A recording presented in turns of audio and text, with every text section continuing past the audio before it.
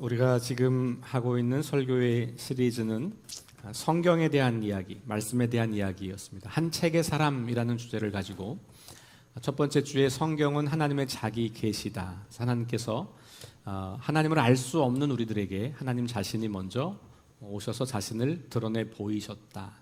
그것에 대한 기록이 성경이다. 이런 말씀을 드렸습니다. 두 번째는 그 자기 계시의 그럼 내용이 뭐냐? 그것은 하나님의 구원의 이야기다. 그래서 하나님의 창조부터 마지막 재림까지 또 이 땅에 완성되는 하나님 나라까지 해서 성경을 7개의 주제로 함께 살펴보았죠. 그래서 그 구원의 드라마 안에 우리도 들어있다.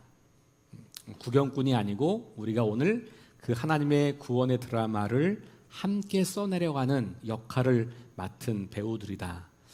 성경을 읽을 때 그래서 우리는 우리의 역할과 그런 배역들을 잘 발견할 수 있다. 이런 이야기를 드린 거죠. 지난 시간에 일용할 양식이라고 하는 말씀을 하면서 우리가 음식을 먹어야 사는 것처럼 이 성경 말씀은 우리가 영적으로 살아갈 수 있도록 하는 그런 아주 기초적인 자원이다. 그래서 이 말씀 속에서 우리가 계속해서 건강한 그리스도인으로 성장할 수 있겠다. 이런 말씀을 드렸습니다. 오늘 마지막 시간으로 성경이 우리의 삶을 풍성케 하는 비결이다. 지난주와 좀 이제 연결되는 거고 이제까지 앞에 나왔던 이야기와 다 이제 연결이 되는 겁니다. 하나님께서 우리에게 자신을 보여주시고 하나님의 구원의 이야기를 우리에게 들려주시고 그리고 그 말씀을 일용할 양식 삼아 살게 하시는 이유는 단순하게 그냥 우리가 예수 믿고 구원받는 이런 교리적인 개념, 죽으면 천국 가는 이런 어떤 단순한 차원이 아니라는 거예요. 우리가 계속해서 더 풍성한 삶을 살기를 기대하시고 그 비밀을 알려주신 거예요. 그러니까 우리는 예수 믿으면 이 땅에서 풍성한 삶을 사는 거예요. 근데 우리가 풍성함이라고 말할 때 자꾸 세상 가치가 들어오기 때문에 잘 먹고 잘 사는 거, 돈이 많아지는 거, 높이 올라가는 거 이렇게 국한해 버리기 때문에 이 풍성함의 비밀을 잘 누리지 못하고 있는 건 아닌가 하는 생각도 해봐요. 그러면 오늘 이 두 본문 말씀을 통해서 과연 풍성한 삶은 어떤 것이고 그렇게 풍성한 삶을 살 수 있는 비결은 우리에게 무엇이라고 말씀하고 있는지를 함께 보려고 합니다. 요한복음 15장 말씀을 읽었는데요. 우리가 15장 말씀은 아주 유명한 말씀이에요. 그런데 조금 이해하기는 좀 어려운 말씀이기도 한 것 같아요. 왜냐하면 우리가 어디 안에 거한다라고 할 때 건물 안에 들어가는 것은 금방 이해가 돼요. 예수 안에 거한다, 예수와 연합한다 이런 말 때문에 이게 선뜻 와 닿지가 않는 경우들이 많죠. 예수님과 우리가 한 몸이다. 이게 굉장히 막연하게 느껴지고 잘 실체가 와닿지 않잖아요. 그러다 보니까 이 말씀이 매우 중요한 말씀이지만 뭔가 잘 이렇게 잡히지 않는 말씀처럼 그렇게 여겨질 때가 많아요. 오늘 이 말씀을 함께 잠깐 살펴봅니다. 자신을 예수님은 포도나무라고 비유를 하세요. 그것도 참 포도나무. 이스라엘에는 특별히 북쪽에는 포도원이 굉장히 많습니다. 여러분들 지금도 이스라엘을 성지순례 가시면 북쪽 지역에 가시면 특별히 여러분들이 그 엘리야 이야기로 유명한 갈멜산 지역에 가면 굉장히 많은 포도원들이 있고 그래서 성지순례객들에게 포도주를 시음하는 길거리에 나와 있는 그 와이너리 사장님들이 많이 계세요. 가면 막 그 갈멜산 포도주를 가지고 와서 성찬주로 사용하시는 목사님들도 굉장히 많으시고요. 그만큼 포도가 익숙한 곳이에요. 예수님이 비유를 사용하실 때는 다 사람들이 그 땅에서 늘 보고 듣고 경험하는 것들과 연결되어 있거든요. 근데 포도나무는 그 당시 사람들에게 굉장히 중요한 자원을 제공해줘요. 기름도 있고, 그렇죠? 그 다음에 이것을 술로 만들어서 음료로 먹기도 하고, 그리고 이 포도주가 풍성한 것 자체가 굉장히 기쁨의 근원이 되기도 하고.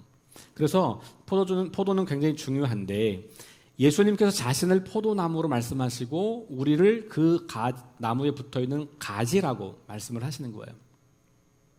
그러면서 나에게 붙어 있으라. 그러면 너희가 풍성한 열매를 맺는다. 그러니까 내가 뭘 열심히 맺으려고 해서 맺는 게 아니고 예수님에게 붙어 있으면 저절로 열매가 맺혀지는 거잖아요. 가지가 따로 떨어져서는 열매를 맺을 수 없고 본 나무에 붙어 있을 때 열매를 맺는 것처럼 그 말씀을 하신 거죠. 그러면서 동시에 내 안에 거하라 이렇게 말씀하시는 거예요. 내 안에 거한다는 게 뭐냐? 가지가 나무에 붙어 있듯이 나와 함께 붙어 있는 거야. 이 말씀하신 거죠. 근데 이게 예수님 당시 사람들에게는 비교적 우리에 비하면 비교적 쉬워요. 왜냐하면 예수님을 눈으로 보고 있잖아요. 예수님 말씀을 귀로 듣고 있잖아요. 근데 2000년이 지난 우리들에게는 이게 되게 어려운 말이에요. 예수님이 안 보이잖아요. 예수님의 음성도 들리지 않잖아요. 그러니까 이게 우리한테 굉장히 추상적이고, 그래서 어떤 분들은 신비한 합일, 이렇게 아주 신비한 경험, 환상 속의 경험 이런 거로 생각하는 경향도 있고요. 그런데 오늘 이 말씀을 가만히 살펴보면 예수님께서 내 안에 거하라 라고 하는 말씀이 매우 구체적이고 실천적인 것이라는 것을 알게 돼요. 근데 후반부로 내려가면 오늘 읽지 않았지만 뒤로 넘어가면 동일한 이제 이 표현을 사용하면서 단어만 바꾸는 게 나오게 됩니다. 그걸 보기 전에 먼저 그러면 우리가 예수님 안에 거한다, 내 안에 거한다는 걸 예수님을 눈으로 보지 못하는 우리에게는 그게 어떤 의미인가 생각해 보면 요한복음 1장으로 가야 돼요. 요한복음 1장은 이렇게 이야기합니다. 태초에 말씀이 계시니라 1절이에요. 이 말씀이 하나님과 함께 계셨으니 이 말씀은 곧 하나님이시라. 잘 알 수 없는 이야기를 하는 거예요. 좀 복잡해요. 그가 태초에 하나님과 함께 계셨고 만물이 그로 말미암아 지은 바 되었으니 지은 것이 하나도 그가 없이는 된 것이 없느니라. 계속해서 그 안에 생명이 있었으니 이 생명은 사람들의 빛이라. 빛이 어둠에 비치되 어둠이 깨닫지 못하더라. 이런 조금 선뜻 이해하기 어려운 말씀을 여기서도 해요. 여기서 말하는 말씀은 곧 하나님이시기도 하고 그래서 태초에 하나님께서 세상을 창조하실 때와 같이 있었던 분이기도 하고 그런데 그 말씀이 누구냐? 요한복음이 말하고 있는 이 말씀은 예수님을 말하는 거예요. 그래서 이 빛이신 예수님이 말씀으로 우리 가운데 왔다는 거고 이제 1장 12절에 가면 그런데 사람들은 그 예수님을 영접하지 않는다는 거고 그 예수님을 영접하는 사람들 그 사람들은 하나님의 자녀가 되는 권세를 주셨다라고 말하는 본문이 12절에 연결되는 거예요. 그러니까 여기서 말씀은 예수님이에요. 그러니까 하나님의 말씀이 예수님이라고 하는 실존 인물을 통해서 역사 속에 나타났다고 요한은 보고 있는 거예요. 그러니까 예수님의 말씀은 곧 하나님의 말씀인 거고 예수님은 곧 하나님이신 거고 이 신비이긴 한데 이 신비를 우리가 할 수 있는 만큼 언어로 표현해 보니 이렇게 표현을 하는 거예요. 자, 그렇다면 예수 안에 거한다고 하는 말이 우리에게는 말씀 안에 거한다라는 말과 동일한 의미가 돼요. 여러분들이 예수님을 어떻게 알 수 있어요? 말씀을 통해서 아는 거거든요. 그러니까 성경 말씀을 통해서 예수님이 누구인지 알고 성경 말씀을 통해서 예수님이 뭘 가르치시는지를 배우고 성경 말씀을 통해서 예수님이 어떻게 사셨는지를 우리가 보는 거거든요. 그러니 내 안에 거하라라고 하시는 그 예수님의 말씀, 이 말씀은 오늘 우리에게는 예수님의 말씀 그리고 하나님의 말씀 안에 우리가 거하는 것과 같은 이야기예요. 그러면 성경을 읽고 그 성경을 따라 사는 삶이 곧 예수 안에 거하는 삶이라는 것을 우리가 알게 되는 거죠. 자, 예수님께서 우리에게 생명을 주러 오셨잖아요. 그렇죠? 그러니까 여기 지금 어둠과 빛 이런 단어가 나왔어요. 아까 4절에 보면 그 안에 생명이 있었으니 이 생명은 사람들의 빛이라. 근데 이 사람들이 이 빛을 깨닫지 못하더라. 그런데 이걸 깨닫고 영접하는 자들이 하나님의 자녀가 된다더라. 이게 이제 1장의 흐름이거든요. 결국 예수님이 이 땅에 오신 것은 우리에게 생명을 주러 오신 거잖아요. 요한복음 10장 10절은 내가 온 것은 너희 양으로 생명을 얻고 그 생명이 더욱 풍성하게 되게 하려는 것이다. 이렇게 말씀하고 있어요. 자, 잘 보세요. 양으로 생명을 얻고 그 생명이 더 풍성해지게 하기 위해서 예수님이 오셨다는 거예요. 근데 생각해 봅시다. 양이 생명을 얻는다. 그럼 이 양이 죽은 양이에요? 살아있는 양이에요? 죽은 양이죠. 그렇죠? 생명을 얻는다는 말은 죽어있기 때문에 생명을 얻는 거지, 살아있는 양이라면 생명이 이미 있는 거잖아요. 우리가 예수님 전에, 예수님을 몰랐을 때, 빛으로 오셨고 말씀으로 오셨던 그분을 몰랐을 때, 그래서 하나님을 몰랐을 때 우리는 살아있지만 실제는 죽어있는 존재라는 거예요. 살아있는 것처럼 보이지만 우리는 죽은 존재예요. 그러니까 예수님께서 이 땅에 오셔서 우리에게 생명을 주신 거잖아요. 여러분, 이걸 이해하는 게 굉장히 중요해요. 나는 살아있었고 예수님이 왔는데 내가 조금 더 잘 살게 하는 이런 게 아닌 거예요. 우리는 죽어있던 존재예요. 그런 우리를 살리려고 예수님이 죽으신 거예요.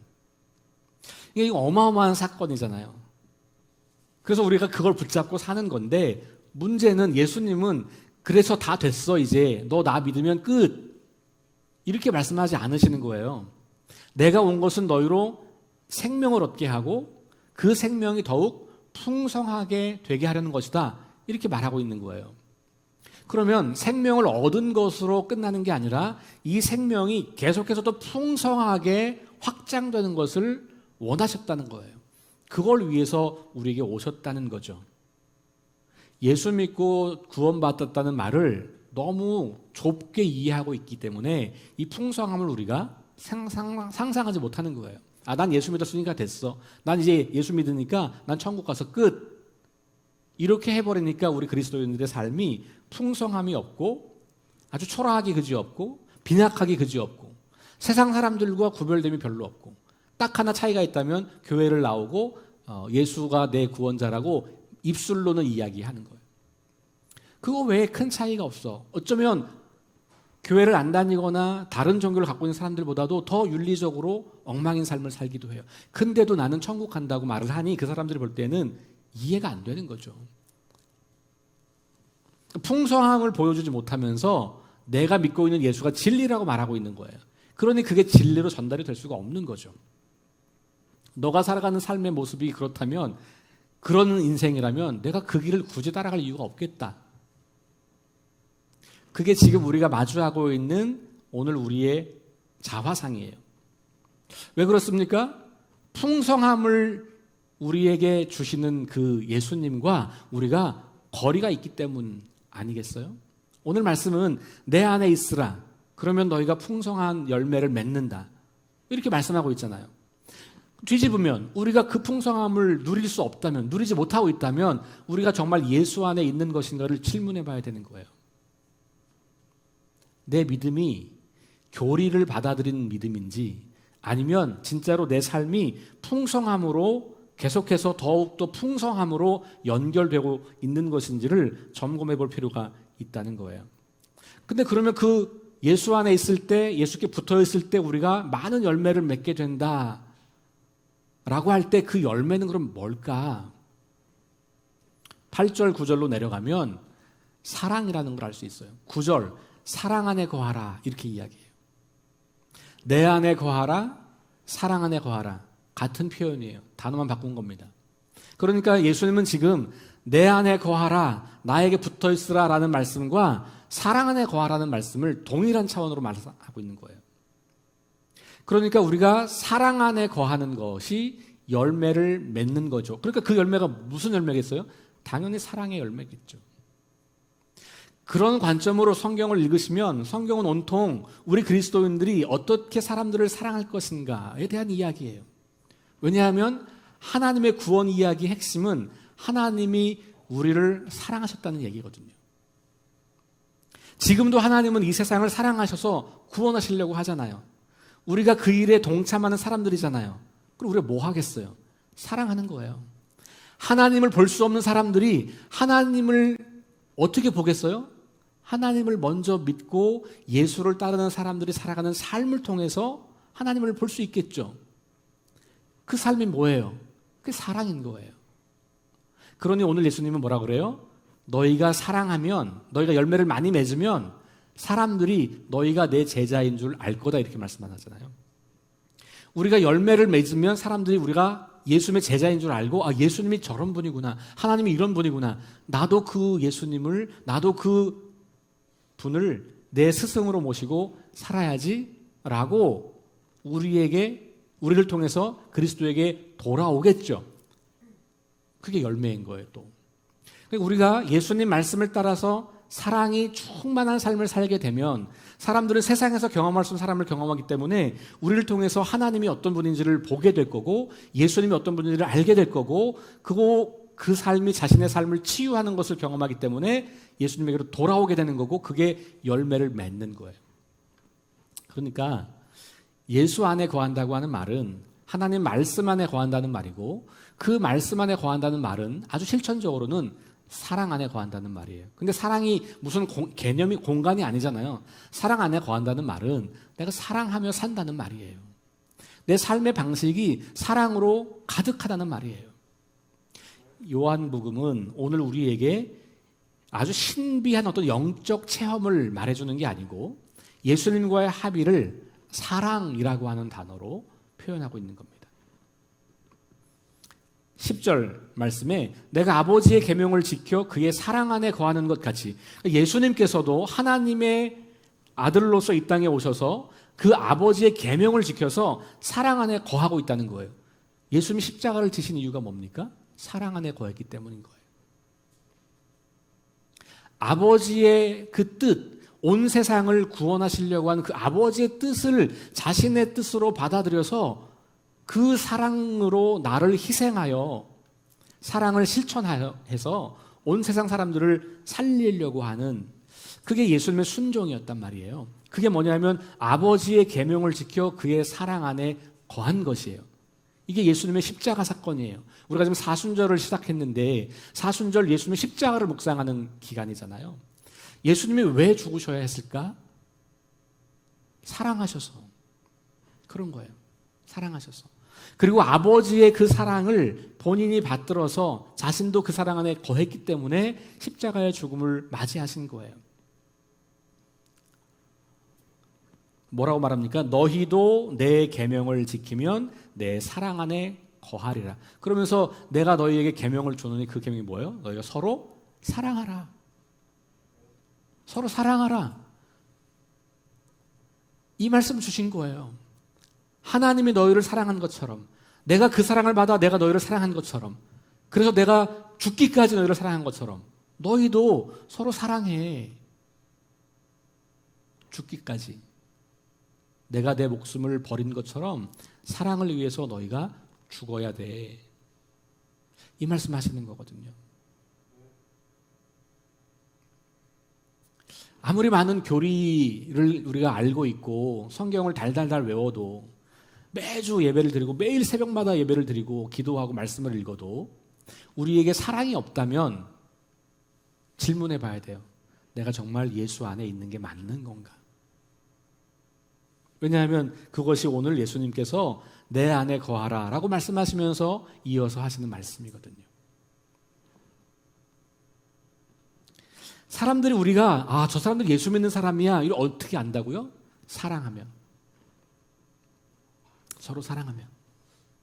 일주일에 한번 교회 가는 것으로, 성경을 줄줄 암송하는 것으로, 만날 때마다 예수 믿으라고 그러면 좋다고 말하는 것으로, 그게 아니고 이 사람들이 서로를 정말 사랑하는 사람들인가, 교회는 정말 그 안에 사랑이 충만한 공동체인가, 그걸 보면 예수님이 어떤 분인지를 알게 된다는 거고, 우리가 진짜 예수님의 제자인 줄 알게 된다는 거잖아요.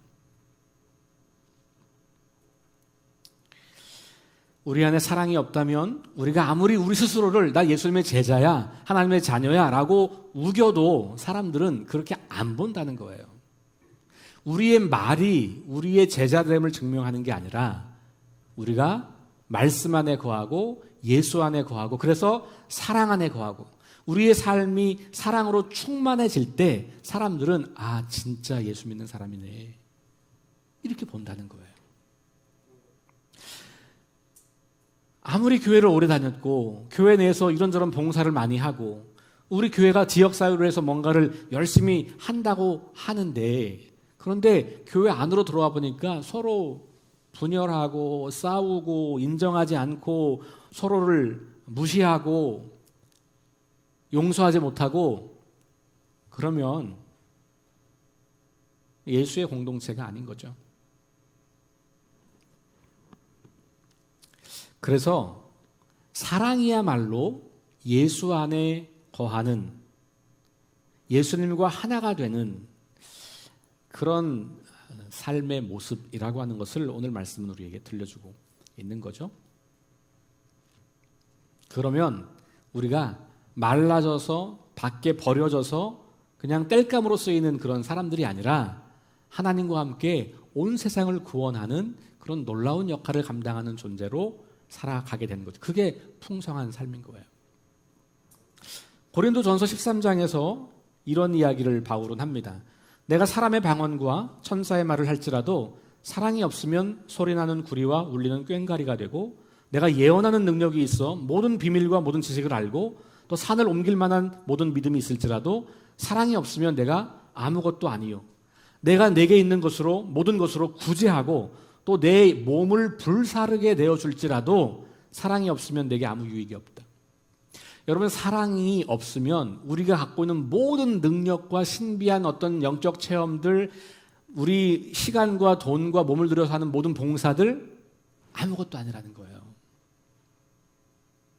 그래서 영적 은사를, 이 12장이 은사 이야기잖아요. 교회 안에 다양한 은사, 뭐 방언, 뭐 예언, 무슨 병고침, 이런 은사들이 있는데 맨 마지막 12장 제일 마지막에 더욱 좋은 은사가 있는데 너희는 다 그걸 사모해라. 그리고 나오는 게 13장이에요. 그러면서 뭐라 그래요? 그 앞에 나왔던 좋은 은사들을 다 열거하면서 그거 아무것도 아니야. 사랑 없으면 꽝이다, 꽝. 이렇게 말하는 거예요. 이게 굉장히 충격적인 이야기예요. 우리가 이 말씀을 너무 가볍게 여기는 거예요. 이렇게 말하죠. 에이, 그건 바울이니까 그런 거고, 에이, 그건 초대교회니까 그런 거고, 에이, 그건 그냥 영성이 좋은 사람들에게만 해당되는 얘기고, 에이, 사람이 어떻게 그렇게 살아? 그렇지 않죠? 여러분, 하나님의 말씀을 가볍게 여기면 어떻게 되냐면 자기 중심적으로 해석해요. 그래서 내가 할 수 있는 건 이거는 하고, 내가 할 수 없는 건 이건 아니고 선별적으로 택하죠.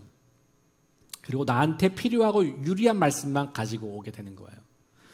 엄연히 성경에 반복해서 나와 있는 이런 이야기들은 그건 못해도 관계없어. 예수 믿으니까 천국은 가는데 뭘. 이렇게 자꾸 우리를 합리화시킨다는 거죠. 그게 마귀가 우리를 속이는 유혹이에요. 자, 바울 이야기로 넘어가 볼게요. 골로새 교회에 보낸 편지에서 3장 우리가 16절, 17절 읽었지만 1절부터 쭉 읽어보면 성도가 누구냐? 성도들은 그리스도와 함께 살리심을 받은 존재라고 규정합니다. 죽을 수밖에 없었던 죄인들을 그리스도의 십자가 죽음과 부활로 살렸어요. 그러니까 요한복음과 똑같아요. 생명을 주신 거잖아요. 그죠? 생명을 얻은 거예요. 그렇게 생명을 얻었으면 새로운 생명으로 살아라, 그 얘기를 하는 거예요. 바울은 이 땅의 것들, 다시 말하면 옛날 생명을 얻기 전에 살던 삶의 방식들을 다 벗어버려라. 그리고 새 옷을 입어라. 이렇게 이야기하는 겁니다. 왜냐하면 너희가 더 이상 세상에 대해서 사는 게 아니고 하나님에 대해 사는 거기 때문에. 이렇게 말씀하는 거예요. 자, 1절부터 읽어볼게요. 그러므로 너희가 그리스도와 함께 다시 살리심을 받았으면, 이 말은 우리 존재가 그리스도와 함께 살리심 받았다는 말이잖아요. 위의 것을 찾으라. 거기는 그리스도께서 하나님 우편에 앉아 계시느니라. 그러니까 위의 것을 찾는다는 것은 그리스도와 연합한다는 말이고 그리스도 안에 거한다는 말이에요. 요한복음으로 연결하면. 공간의 개념이 아니에요. 위의 것을 생각하고 땅의 것을 생각하지 마라. 예전 삶의 방식을 생각하지 말고 하나님 나라 삶의 방식으로 살아라, 그 말이에요. 이는 너희가 죽었고 너희 생명이 그리스도와 함께 하나님에 감춰졌습니다. 그러니까 우리는 더 이상 이제 예전과 같이 죽어있는 존재가 아니고 그리스도와 함께 하나님 안에 살아있는 존재인 거예요. 그러니 우리의 생명 되신 그리스도께서 나타나실 그때에, 주님 재림하실 그때에 우리도 그와 함께 영광 중에 나타날 수 있는 그런 아주 놀라운 존재가 됐다는 거잖아요. 그러니까 땅의 지체들을 죽이라고 말하는 거예요.